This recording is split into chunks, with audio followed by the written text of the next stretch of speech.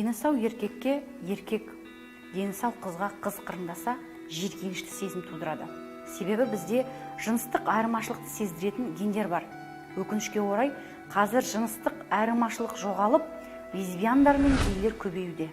Алматыда арнайы лесбияндардың, арнайы гейлердің бөлек клубтары да бар. Себебі неде? Неге қоғам азғындап бара жатыр? Өйткені бойымыздағы жыныстық айырмашылықты сездіретін гендер өліп бара жатыр. Қазір барлығын ішетіні пластикалық бутылкадағы тәтті сусындар мен энергетикалық сусындар. Біріншіден, пластикалық бутылкалардың құрамында бисфенол А болады. Екіншіден, тәтті сусындар мен энергетикалық сусындардың ішінде әртүрлі бояғыштар және рак тудыратын қауіпті қант аспартам болады.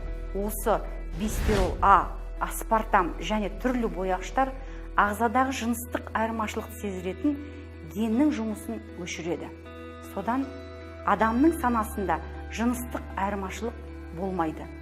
Егер осылай зиянды сусындарды іше берсек, Қазақстан бірер жылдың ішінде-ақ гейлер мен лесбияндардың мемлекетіне айналуы әбден мүмкін. Осы тамырымызға балта шабатын қауіптің алдын алу үшін зиянды әдеттен қазіргі күннен бастап қоғам болып бас тартайық.